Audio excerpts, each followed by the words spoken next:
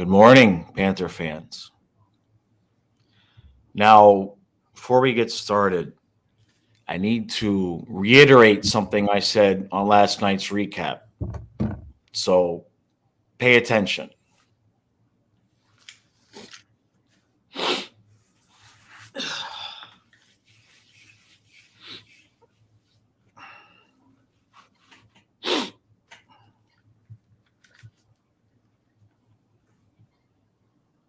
Good morning, Stu. Morning, Eric. And the rare occasion I have not watched your recap yet. Oh. Well, I'll just let you off the hook now. The post game segment was 2 minutes and 10 seconds of nothing but facial expressions. I said nothing except for at the end. I said Stu and I will be back in the morning. It was 2 minutes of silence. Okay.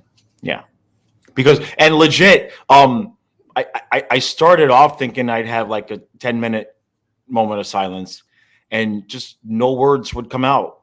It wasn't even scripted funny silence. It was just legit. Nothing would come out. I got nothing. Well, before we start about the game, I want to give a shout out and I apologize to him. He's now a new subscriber. I met him in the concourse outside of the suites, and he was wearing an old jersey. Now, you guys remember when you used to like go to these players' meet and greets and get like all their signatures on your jersey? Yeah. Sharpie, and then you'd wash the jersey like 100 times and all the signatures would fade. Anyway, I asked this guy to name three of the players on his jersey, and we laughed because he couldn't name one. So shout out to our newest subscriber, man. I'm so sorry. Leave a comment, okay? Leave a comment for me with your name. So my apologies for that. And then there was someone else I wanted to give a shout out to. Space Cadet. Anyway, Yeah. Paul Z, thanks. Looking forward to getting my Cubans. And anybody else that have them that want to send them my way, I'll definitely give you a shout out when I'm smoking whatever you're sending me. So, one word to describe last night's game. Blech. Starts with a capital B. Let's see. I could go on here. We could go with beat down. We could go with bananas. We could go with bullshit. What's your word? Boring. Last night was fucking boring, man. I don't know about anybody else that went to the game that didn't feel or lack of feel what I felt. I just felt like there's like no energy in the building. I think there was maybe one time where I heard "Let's go Panthers." Yeah. It was just a lackluster effort. We deserved to lose that game. Well, you know, this is for the single guys. You got three girls on speed dial. Wait. I'm in the middle of a shtick, and you're gonna wait me. I remembered who it is. You want that? We gotta rename this show "Two Old Men with Memory Problems." You want this? This thought to go in and out of my head? Go ahead. Hey, John, Dr. John, thank you so much for coming with me to the game. Had a lot of fun. I know I busted your balls about getting in and out of the parking lot. That's just one of my crazy things that I do. We had a lot of fun, a lot of laughs. Let's just leave it at that, guys.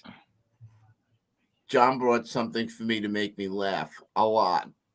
And very good. I laughed all night. Okay, sorry, Eric. So this is for all the single guys except Stu. Now Stu is just excluded from this group. You got three girls on speed dial. Two of them smoking hot. You know you're good to go. And then you got to back up to the backup. And all right, you know, things have never really gone the way you wanted it to go. You know what I mean? You had some moments, but yeah, you know, it ain't long term. And you really want to go out with the first two girls, but they're both not available. Maybe they're sick, you know. And so you dial up that third one, and she's more than happy to go out on a date. Are you putting your best suit on? Are you are you guaranteeing that you're all trimmed up with your Manscaped lawnmower, or are you just kind of going as is and figuring, well, we'll give this 70% effort tonight because I'm just not that excited about it. And Alex Lyon is that third girl, and it's just only so, we've seen it over and over again. It's only natural. These guys are humans. When they know that their goaltender has their back, the energy level elevates. And now last night, Lyon played well enough, really, I think, to at least steal him a point. Okay, the first two weren't spectacular, but he only gave up one more, you know, and we just can't put the puck in the net now. Now we can't score. And Lomberg did his best. Janisenko, Mason Marchman impression on the third line there, but the dude that's making Barkov work at left wing named Lundell, he was centering that third line last year, and the guy being asked to be the fill in the blank spark plug wherever we need it. Luostarinen was centering the fourth line. Those are big differences in our depth. And it's just only so many hits a team can take, and then you throw in the injuries, and now who the hell knows what's going on with the goal? I got no idea what's going on with the goalies. Nobody does. And we can't catch Buffalo, and that pretty much sums it up at this point. Yeah, what else does this say? We now see that the Lion King has come back down to earth, and there's a reason why he's in the NHL and not a starter in the NHL. Right. I mean, the kid definitely comes up with some spectacular saves, but yes, he also lets in goals that he probably should have. I lost your picture. Yeah, it's just weird because it just said, hold on a second, click the camera button to turn it back on. Hold on. It's so weird. Hopefully my camera didn't just die, but it certainly looks like it might have died. Right. Well, I don't know what else is there to say about the game other than, was there any bright spots last night? I don't know. I'm back. Okay, that was we definitely had our opportunities to bury some goals there, and we didn't. We didn't have Jonathan Quick, who's always been a Panther killer, in net.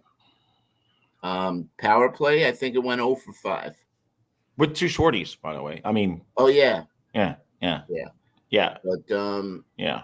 Again, right. Maurice insists on putting Ekblad out there. I'd rather see 4 forwards in Montour. I'd like to see Bennett out there at in Ekblad's spot. But who were we missing last night? We're missing Danielsenko. So I mean, we sent him down. Stahl is back. Right. So the point is that since Christmas we have the number 1 power play in the NHL. What I'm beginning, and this has been flip-flopping now. This is actually 3 years. We've done this the Q year, we did this last year, and we're doing it again this year, where the power play either looks unbeatable or like complete ass. Like, last year we had a stretch where the power play was awful, and then we came back in the second half and it was fantastic. It's unexplainable, but whatever it is, and it's not the coaching, because Brunette was the power play coach before, and obviously he's not affecting things now, but this there's no in between. There's no consistency. They're either lights out, moving the puck around like perfect, or just bad, just bad. And last night was bad, right, really bad. 2 shorties. right. Now, granted, the second shorty was 1 second into the power play after it was a 4-on-4. So we're being a little bit nitpicky there, but that feeling that I mean, the recap finale was the post game was 2 minutes of silence, right? And I'm seeing it on the stream. I'm seeing it on your face. You heard it in the crowd last night. Everybody's just kind of gassed, energetically, in terms of this team getting over that hump. And we had just started to look like we were going to get over that hump. And both goalies, I mean, the play on the ice hasn't been spectacular these last few games. It's gotten worse as both goalies have been out. But, man, it's just something not right because with Knight, we never told us what the injury was. They've never even literally said the word injured or hurt. He's not quite right. He's not ready. He doesn't feel 100%. Okay. Then he goes and plays 2 games back to back last weekend, and he's back with the team and still not 100%, not ready to go. Now, what the hell is going on with this kid? Why won't they just say lower body? And he tweaked it during the 2 games he played last week over the weekend. And it just doesn't make it's just not making any sense. And then Bob apparently was a full participant in practice, but he's not ready to go. So, and then let's just get into it. We got the Bruins tonight. And if I've been a fan for 30 seconds, I know exactly what's going to happen tonight. And that is, we're going to beat the Bruins tonight to keep us all madly insane with that little flicker of Panther hope. Nothing about the history of this franchise tells me they're going to go tonight and get blown out, and we're going to go into the All-Star break going, it's over. Everything about this team, this franchise's history, we're going to win. We're going to look good and give us that little light at the end of the tunnel for the All-Star break. Yeah, no one, Dr. Jekyll and Mr. Hyde. Hold on 1 second. I got something to show you. Yeah, I think I'm going to have to get myself I'm going to get a backup camera. Because for you guys that come out on the streams, I've dropped this one a couple dozen times. And this one's starting to get glitchy. So I'm going to get myself a backup today, Amazon.com. Because this time it just cut out on me. It's plugged in. Nothing happened. I didn't even hit the. Oh, wow. Nice. So they gave these out last night. They gave those out? Yep. And I got my man one. So. All right. That's nice. That's a nice giveaway. Yep. Yeah, apparently, like you said, that bucket hat was part of a package. And I didn't see any, Eric, any. Right.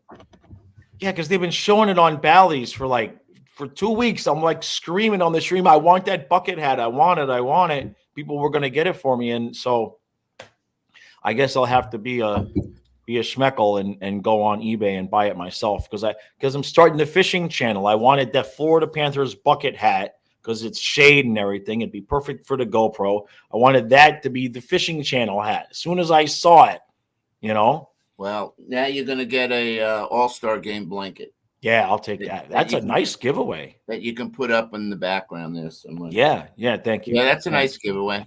Yeah. That's not some cheap little rally towel. That's sweet. Yeah. So, well, What do I we don't even do? want to like analyze anybody because I think No, they all sucked last night. that wasn't even. It's like what do we do now?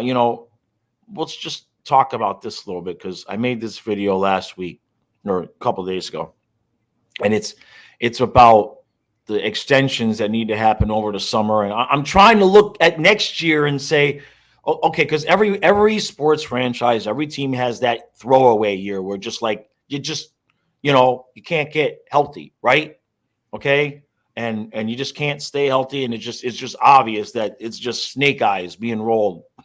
And I think we're all at that point where, barring something miraculous, um, let's be honest. So I'm trying to look at next year and whatnot. And I know a lot of people have talked about maybe Bennett being traded, maybe Reinhardt being traded, and I'm looking at things. And the Bennett thing would be abject stupidity because his contract is spectacular and he drives the team. Reinhardt, however, and don't confuse this with wanting it to happen, but 6.5 is a big number, and we've got a lot of extensions coming up. Where next season guys are on their last year, a lot. I mean, just off the top of my head, Forsling, Montour, and Lundell. That's just off the top of my head, and it was a long list, and so we're gonna have to start picking and choosing here. And it's not like this team won a cup and we're blowing it up either. So, man, We got two problems. I'm listening. Number one, we have probably the worst farm club, or farm system, whatever, pipeline of young talent in the league. Yeah. The other problem is we have no draft picks. Yeah. That's a big problem. I mean, the big problem is having, talent that we've developed that can come up. Keep talking. I'm gonna go to I'm gonna show the picks. I was reading something about Saran Noel, who was a favorite of yours and mine. Yeah. The kid's it disappeared. He's not playing. Yeah, he's not even playing. Yeah. So, I mean, Denisenko is probably, and Heponiemi are the two guys that are the only really two guys recognized. I mean, Dow. I mean, you go down the list of players that could play, but there's really nobody that's standing out as, quote unquote, a up and coming phenom. Right. We don't have anybody. So, and Zito traded away all our first rounders. So, and that's what I'm showing here now. This is the draft picks. No first rounders until at least 2026. This is the next 3 years. The next 3 years, we have 1, 2, 3, 4 combined picks in the first 3 rounds. Combined. Combined. That's 4 picks in 3 rounds. 4 out of a possible 9 for the next 3 years. And as we all know, later on in those rounds, you're not finding a whole lot round 4 on. I'm supportive of what Zito did last year. He went for it all. I would have done the same thing. You would think, we're getting Claude Giroux. The Sherratt deal, yeah. I don't know about that one, but trading away this Cole Schwint or whatever in that Uyghur Huberdeau trade, I don't think was necessary, but he did it. So, it's gonna be unless he makes some type of move, which I'm thinking is going to, depending on when the season actually ends. If it ends earlier than later, right? Then definitely expect some major roster moves. Right. I like Reinhardt. I'd be sad to see him go. So, and here's the forward group, and you'll see this season we're good. Next that for upcoming this year is not so bad. I mean, Colin White gone. Lundqvist. Yeah, we don't have issues there. Over here. So, and these are the extensions that you start working on this summer, right? You start working on those extensions now. That is Sam Reinhart, Luster Reinen, your Cousins, no big deal. Lundell, Ryan Lomberg, Brandon Montour, and Gustav Forsling. All next season. That's the last year under contract. So you start talking about needing to extend Forsling. What are you going to do with Montour? Right? Then Lomberg, do you really want to lose him? No. Lundell's going to be an RFA, but you gotta sign him. Luosterainen might be a piece that gets lost. Again, he's an RFA. So, and then of course Sam Reinhart. I don't see a situation where you're going to re-sign him long term, money wise. So, if we can find a team that Ekblad would agree to go to, I trade him. Yeah, and his $7.5 million. Yes. Because of his history with injuries, he's not worth it. No. He could sign 2 players. Right. And that's the thing. That's where you start looking at it like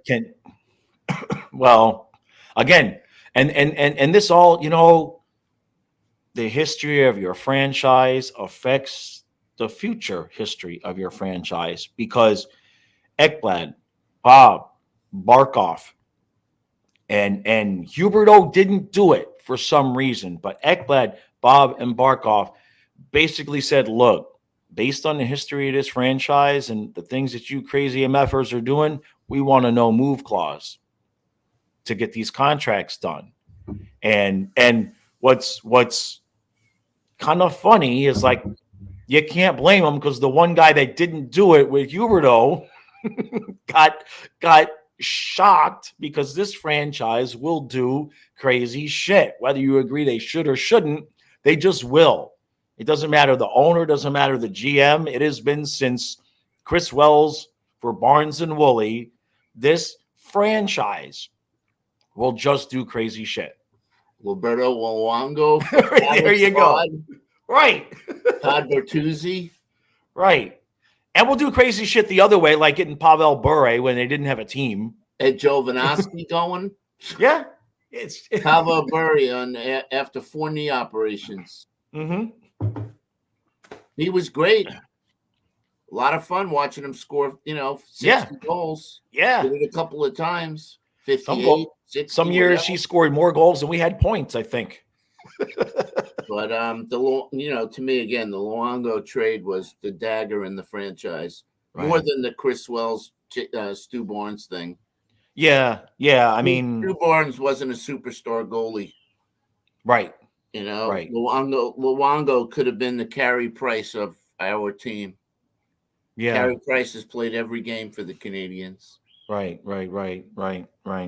So it's I guess, and we've whatever. You can't look back at all. No, but the point I'm making is that history caused those no move clauses, which is causing us issues now that we can't move on from because of the history. So now the history is affecting the future, and because if even if you get somebody to say, we'll take Bob, then Bob's got to agree. Then how much salary are we going to have to eat? It becomes, and I'm not ready to do that anyway, because what is wrong with Spencer Knight?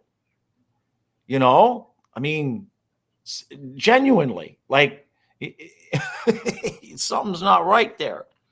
So I'm last night the silence was not about the game. The silence last night was about I cannot physically believe this space we were in last year at this point, where who are we going to get? You want to get Giroux, you want to get this one, you want to get that one. We're going to win the cup. I'm coming down. We're going to have a parade. Everybody wanted to come to this team. Right. 1 year later, we're debating whether or not we should trade Bennett and or Reinhart. And I can't. I'm looking and I'm trying, and I can't. I hate to say this, but I can't give you hope for next season right now because we don't even know what. Like, do we rebuild this team in a Maurice image? Now, somebody mentioned in the comments that there's whispers that if this goes south, that Vinny's going to blow everybody out, blow Zito out, blow Maurice out.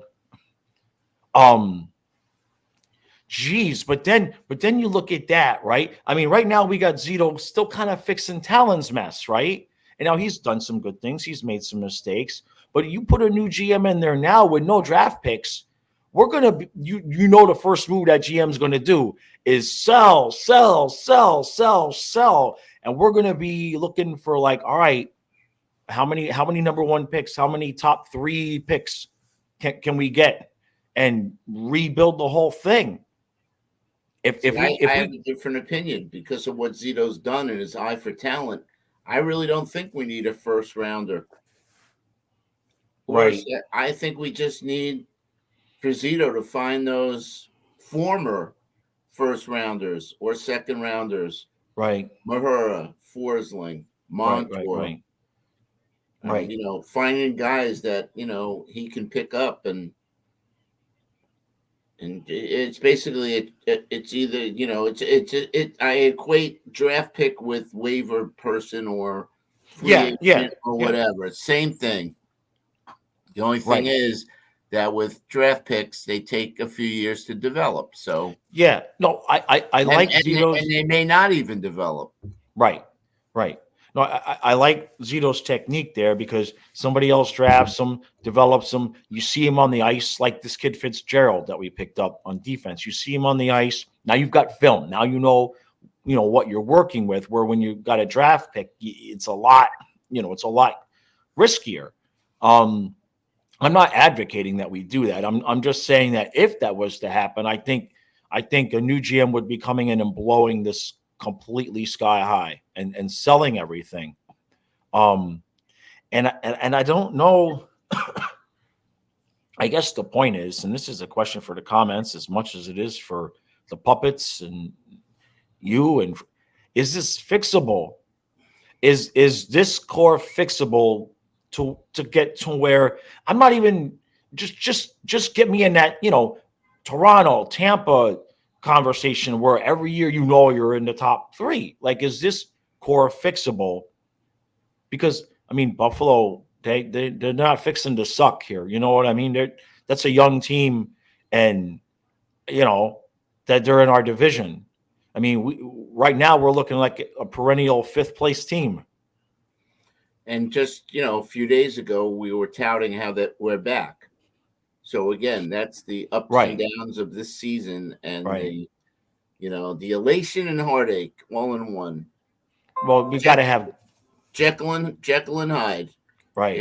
One night we could be like looking like the best team, and then on other nights we can look like the suckiest team. Right. So I'm gonna stick with my guns and say for fiscal responsibility and for the fact that he's an injury-prone player that's getting older. Last night he got beat twice. Right. Going for the puck. And on at least one of them, it ended up being a goal. Aaron Ekblad, sorry, a Stu favorite. Trade him and use that $7.5 million wisely. Some team will take him. Yeah. Injuries or not. Right. So let's see if we can find a partner in this deal, and So you think they should be shopping him before the deadline? Yes. Huh. Yes. Now, and the first thing you do is you sign Gustav Forsling to a 5-year extension. Yeah. That's the first thing you do. Because he's the Rock. So if you're going to do something like that, do you first go to Ekblad and say, this is what we're thinking about doing, give me a list of teams?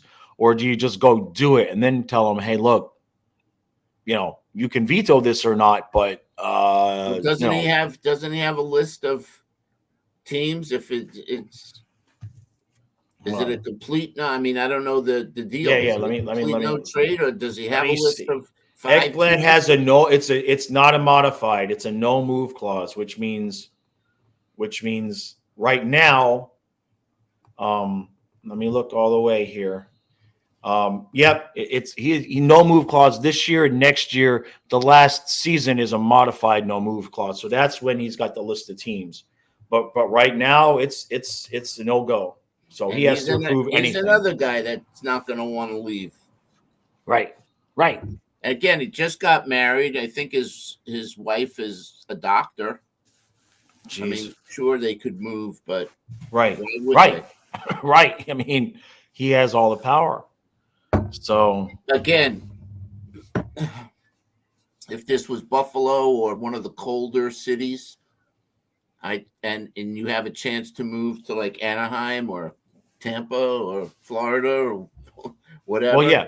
What we need is a warm weather Western Conference team that's good enough to, be in the cup conversation. Anaheim. Because, yeah, they're an up and coming team. That's what I mean. That's the only place he's going to consider They going, got right? Frank Toscano. Hey, Aaron, man, come out to Anaheim. We go to Disneyland together.